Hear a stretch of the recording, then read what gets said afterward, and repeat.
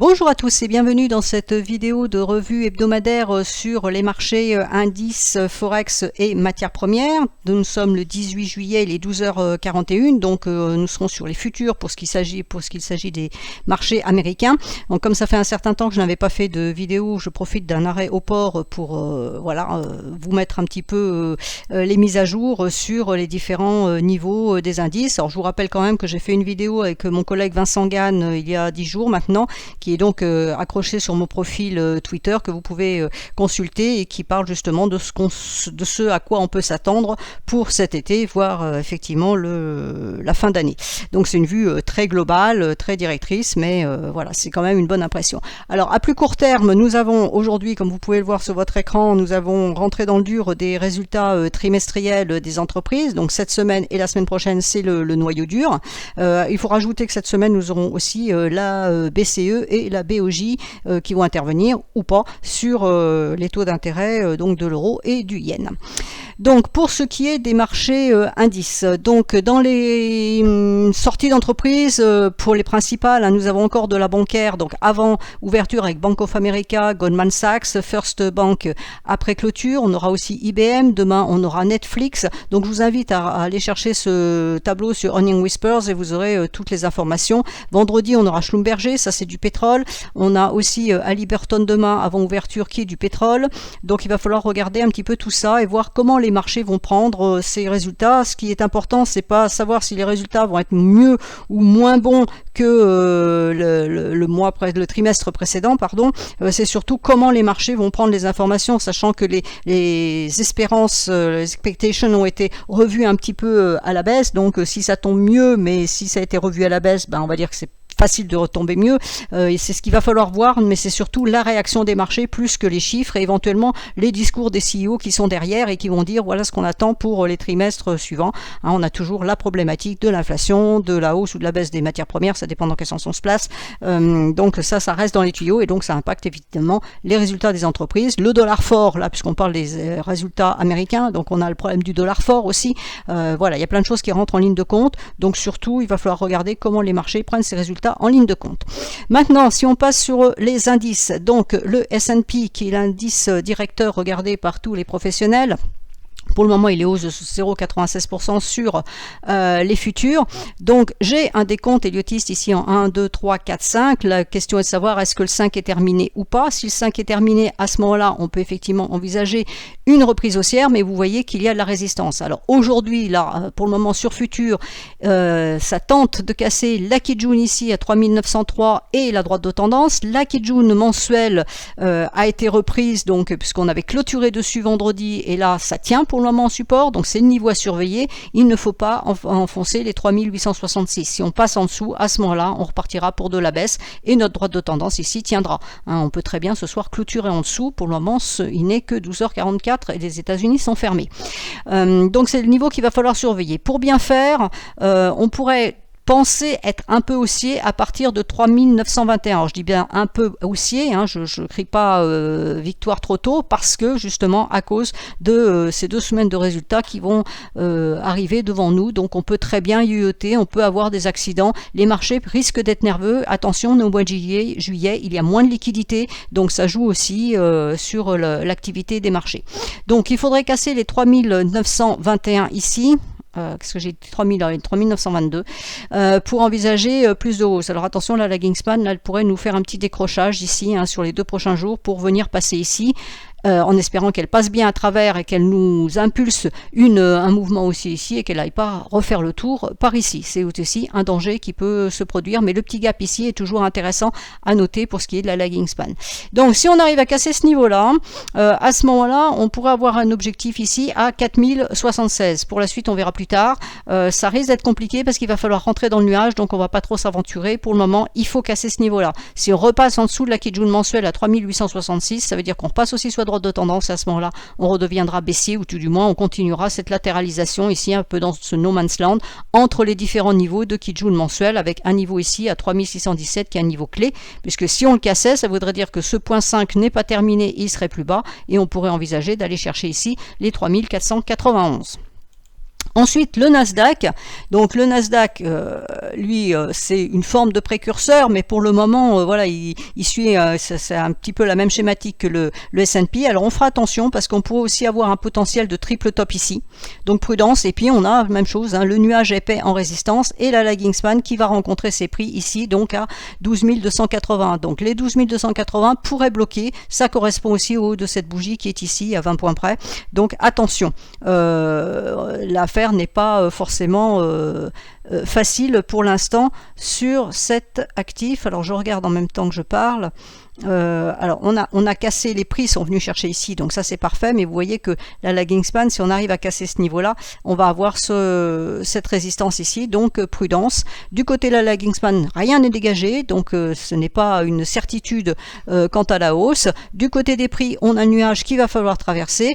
Alors je dis bien ce n'est pas une certitude, mais pour le moment on a effectivement une probabilité haussière à condition qu'ici on ne fasse pas un triple top. Alors quand on regarde en mensuel pour le moment on a une correction. On avait 3 bougies rouges ici, donc on est bien en train de faire la bleue, on est bien en train de recasser ce niveau mensuel qui est ici, il va falloir confirmer. Le mois n'est pas terminé, on n'est que le 18 juillet. Si on confirme, à ce moment-là, peut-être qu'on pourra aller chercher les 13 000, revenir sur ce niveau de Kijun. Mais pour le moment, effectivement, on a bien une pénétrante.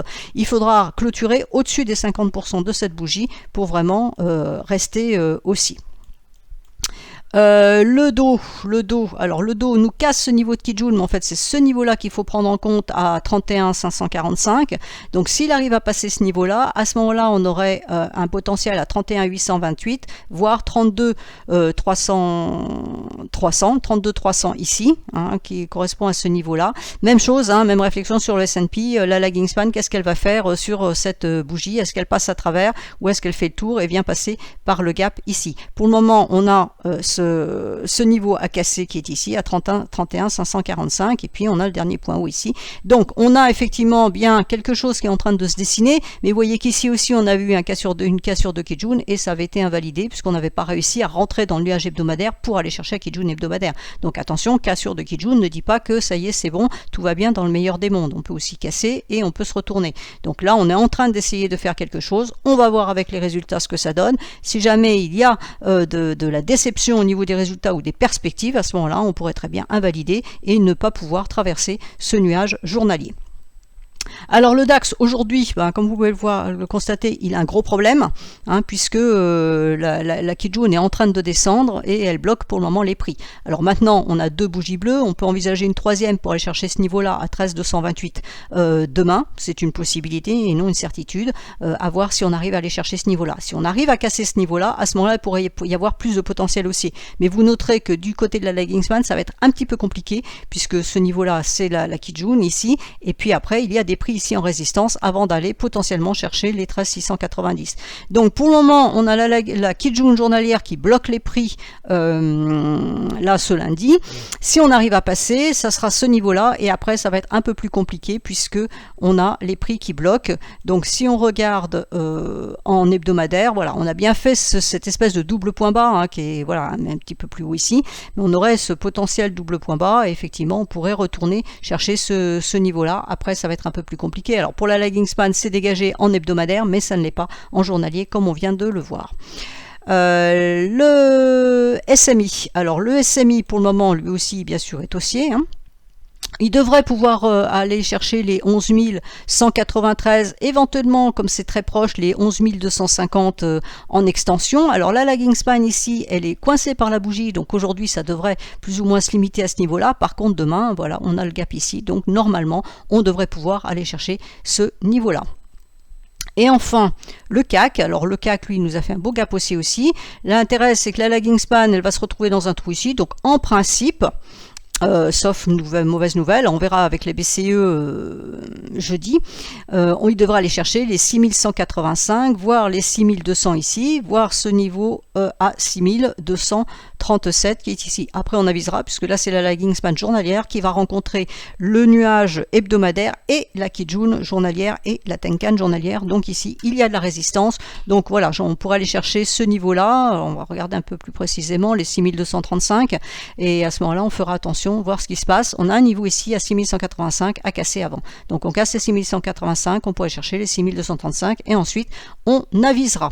Alors le SOX, donc le SOX au 15 juillet, hein, puisque c'est pas encore ouvert, donc il nous donnait une impulsion haussière.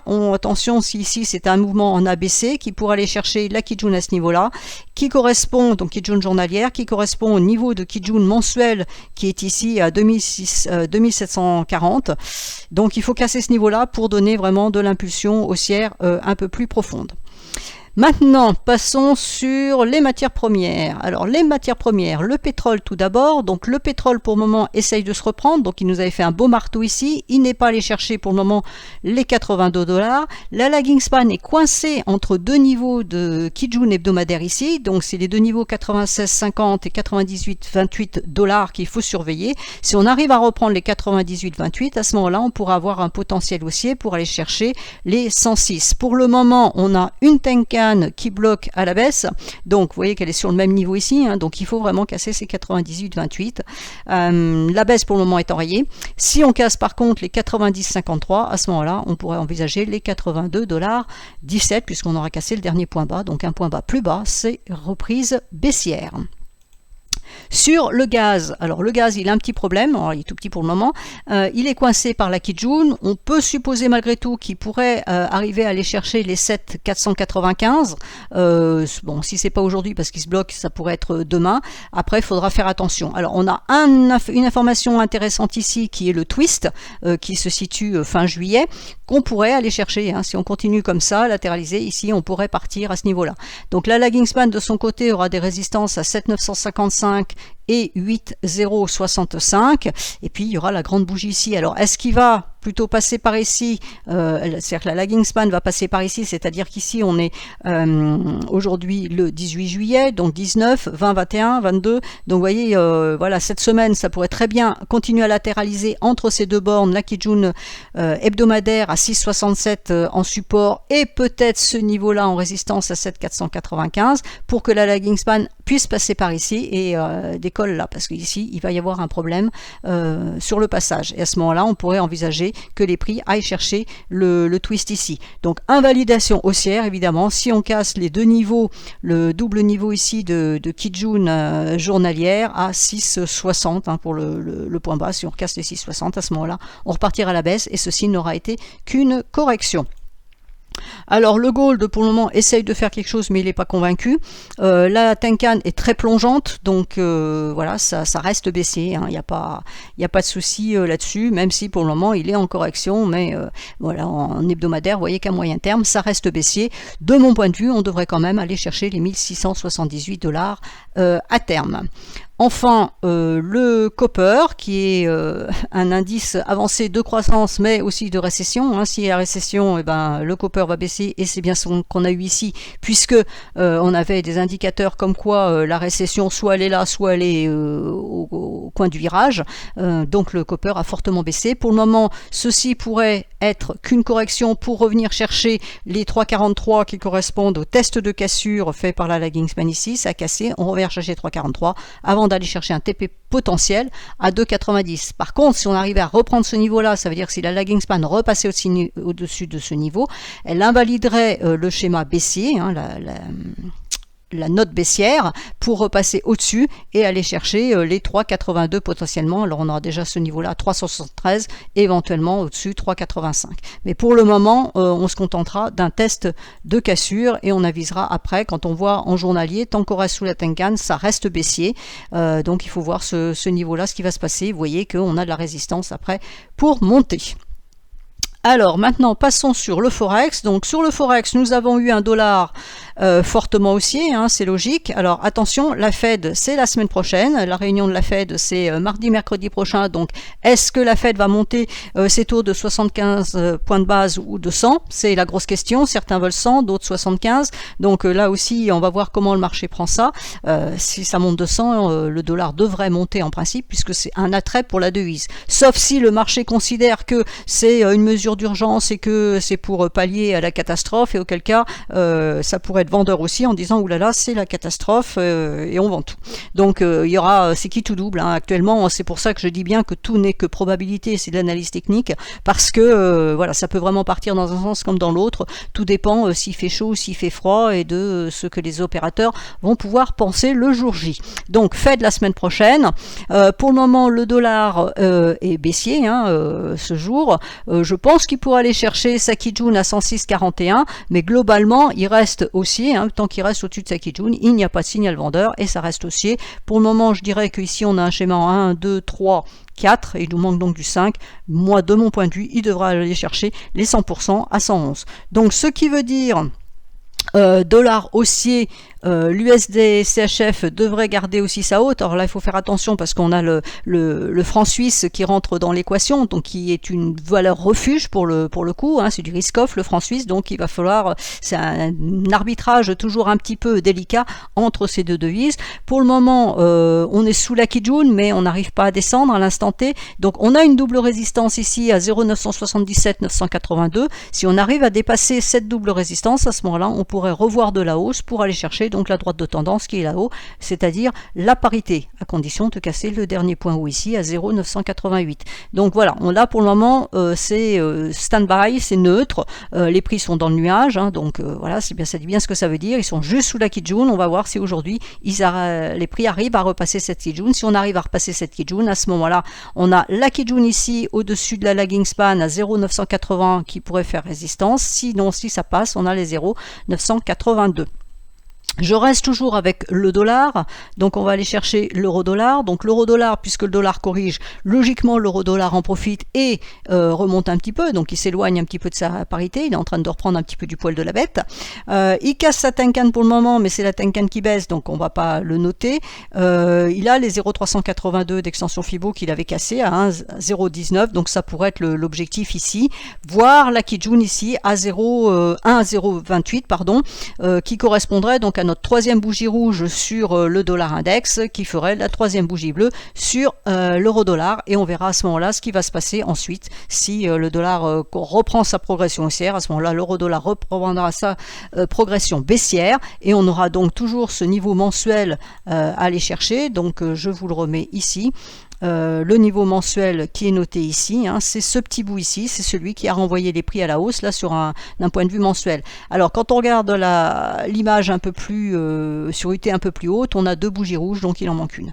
Voilà, donc je ne sais pas si le mois d'août sera baissier, j'en sais rien, je ne peux pas l'affirmer maintenant. Pour le moment on est en train de remonter, donc on est en train d'invalider la cassure de ce niveau, donc ce qui est plutôt une bonne chose, à voir si ça persiste ou pas. Mais comme je viens de vous le dire, si le dollar de toute façon reprend sa hausse, logiquement l'euro dollar reprendra sa baisse. Alors la livre sterling, donc la livre sterling monte aujourd'hui, il y a des interventions de la Banque d'Angleterre, je crois que c'est demain autant qu'ils m'en souviennent, je n'ai pas vérifié, donc ça sera à surveiller. Pour le moment elle garde sa tendance baissière, donc même chose hein, que sur l'euro dollar, ça pourrait aller chercher les 1,2082 et puis on verra ce qui se passera sur ce niveau là. La résistance ultime se situe à 1,219, puis après on a le nuage. Pour moi ça reste quand même malgré tout baissier, même si pour le moment on affiche une correction.